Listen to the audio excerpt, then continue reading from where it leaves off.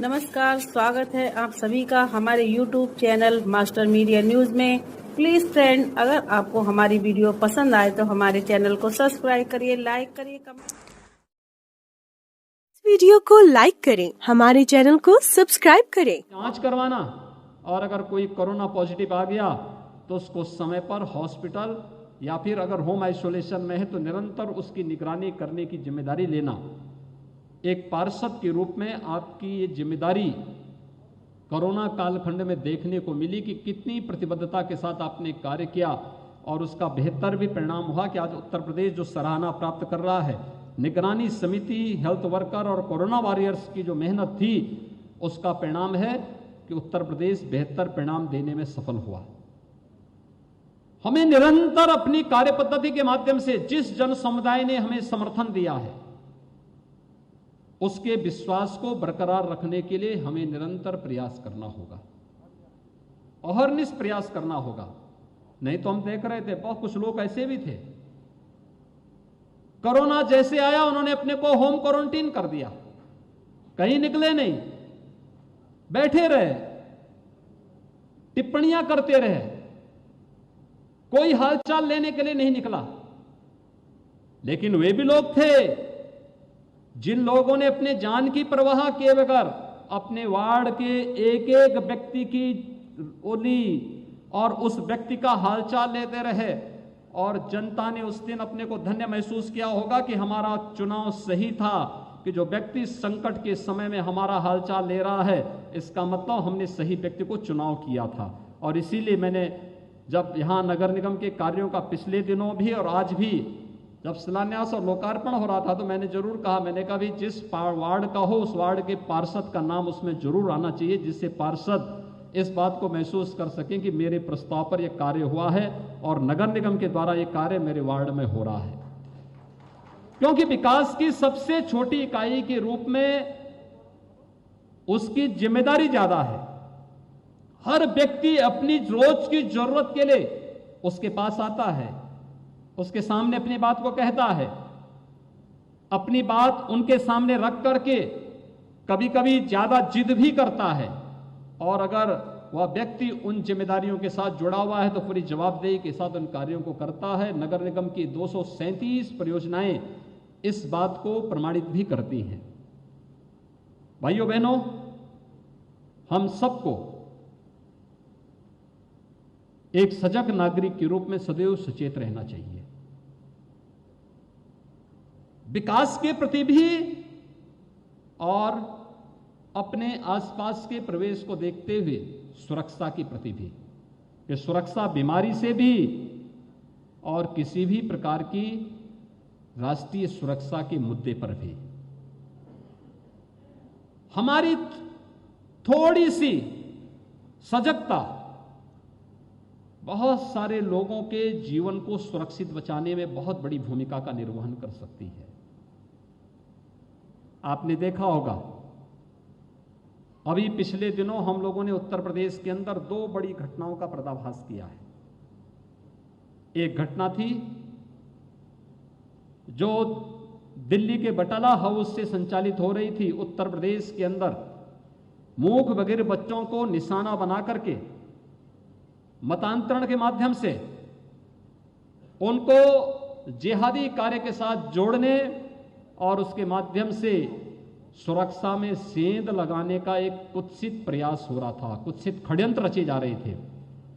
सरकार और हमारी सुरक्षा एजेंसियों ने समय रहते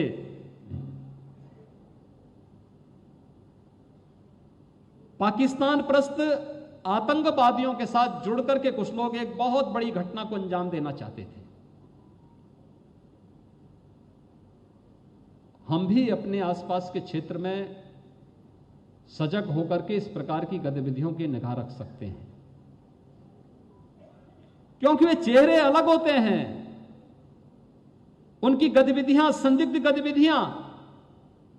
अगर आपके पास ह्यूमन इंटेलिजेंस है, जनता के साथ सतत संपर्क और संवाद है, तो आम जनमानस इस बात को बता सकता है कि कहां पे क्या चीज हो रहा है।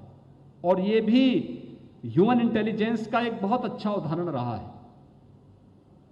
कि जनता के द्वारा इस प्रकार की सूचनाएं देना कि हमारे यहां कुछ संदिग्ध लोग कुछ गतिविधियों में लिप्त हैं, थोड़ा इन पे निगाह रखने की आवश्यकता है, और इतना पर्याप्त था।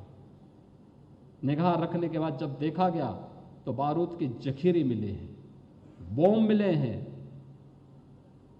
अन्य अत्याधुनिक हथियार मिले हैं।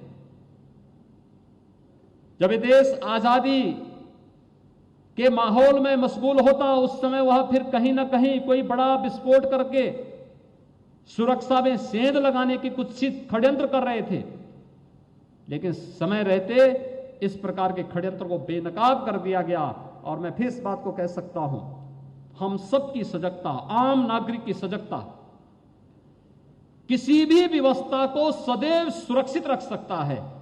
एजेंसियां काम कर रही हैं, काम करेंगे, लेकिन एक नागरिक के रूप में हमारा भी कोई दायित्व बनता है, और उस दायित्व का निर्वहन करते हुए अगर हम पूरी ईमानदारी और प्रतिबद्धता के साथ आगे बढ़ते हैं तो कोई कारण नहीं कि इस प्रकार की गतिविधियों को समय रहते हम मुंहतोड़ जवाब देकर के उन्हें बेपर्दा कर दें। और ऐसे तत्वों का कहीं समाज में रहते हैं तो उनका सामाजिक बहिष्कार किया जाना चाहिए। जनता के द्वारा ऐसे लोगों को पूरी तरह बाइकाट करना चाहिए, क्योंकि वह केवल एक व्यवस्था का नहीं बल्कि समाज की सुरक्षा में सेंध लगा रहे हैं। न जाने कौन व्यक्ति बम किसी की जाति, किसी का मत, किसी का मजहब नहीं देखता, और जो लोग इस प्रकार की सुरक्षा में सेंध लगाने का कुत्सित प्रयास कर रहे हैं, उन लोगों के मंसूबों को पूरी तरह ध्वस्त करने की आवश्यकता है। और जनता की जागरूकता, और खासतौर पर जो हमारे जनप्रतिनिधि हैं, जिन्हें वार्ड स्तर पर काम करना है, ग्राम पंचायत स्तर पर काम करना है, उनके संपर्क बहुत सघन होते हैं। वे इसमें एक बड़ी भूमिका का निर्वहन कर सकते हैं और बड़ी घटना को टाल सकते हैं, और उस बड़ी घटना को टालने में आपकी बड़ी भूमिका हो सकती है। इस दिशा से आप सबको सजग रहने की आवश्यकता है। यह विकास तभी सार्थक है जब हर व्यक्ति सुरक्षित रहेगा, और इसीलिए सरकार ने पहले दिन से इस बारे में कहा कि हम जीरो टॉलरेंस की नीति के तहत काम करेंगे। सुरक्षा के मुद्दे पर प्रदेश की 24 करोड़ जनता को हर हाल में सुरक्षा प्रदान की जाएगी, और 24 करोड़ जनता की सुरक्षा के साथ सेंध लगाने के लिए किसी को भी छूट नहीं देंगे। जो भी उसके साथ खिलवाड़ करने का प्रयास करेगा उसको उसकी कीमत चुकानी ही पड़ेगी। और इसीलिए सख्ती के साथ प्रदेश के अंदर किसी भी प्रकार की समाज विरोधी और राष्ट्र विरोधी गतिविधि को कुचलने का कार्य हो, या पेशेवर अपराधी और माफियाओं के खिलाफ चल रहे अभियान का कार्यक्रम, पूरी सख्ती के साथ उनसे निपटने का कार्य चल रहा है। आज के इस अवसर पर जब विकास की ढेर सारी परियोजनाएं गोरखपुर महानगर को मिल रही हैं, बहुत सारी योजनाओं का लोकार्पण हो रहा है, कुछ परियोजनाओं का शिलान्यास भी हुआ है, और मेरा यही आग्रह होगा कि योजना बनाते समय हम जनता की प्राथमिकता को जरूर ध्यान में रखें। जनता की पहली प्राथमिकता क्या है? योजनाएं सभी पूरी होंगी, लेकिन प्राथमिकता को ध्यान में रखते हुए अगर हम उन योजनाओं को बनाते हैं और समयबद्ध ढंग से उन योजनाओं को आगे बढ़ा लेते हैं, तो समयबद्ध ढंग से बनने वाली इन योजनाओं का लाभ एक तो राजकोष पर अधिक खर्च नहीं पड़ता, अनावश्यक रूप से किसी परियोजना में लेट, ये राजकोष पर अनावश्यक बोझ तो है ही, लेकिन साथ साथ जनता को भी मिलने वाली सुविधाओं को से उन्हें वंचित करने से ऐसी स्थिति हो जाती है।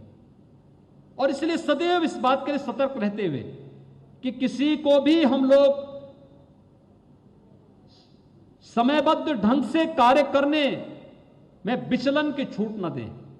कार्य के मानक की गुणवत्ता को हर हाल में बनाए रखने की जिम्मेदारी कार्यदायी संस्थाओं को और हमारी जिम्मेदार संस्थाओं को उठाना पड़ेगा। अगर ये कार्य समयबद्ध ढंग से आगे बढ़ते हैं तो फिर हर व्यक्ति योजनाओं का लाभ पा सकता है। तीसरा, पात्रता की चयन की स्थिति हमारी जिम्मेदारी बनती है। आवास सरकार सबको दे रही है,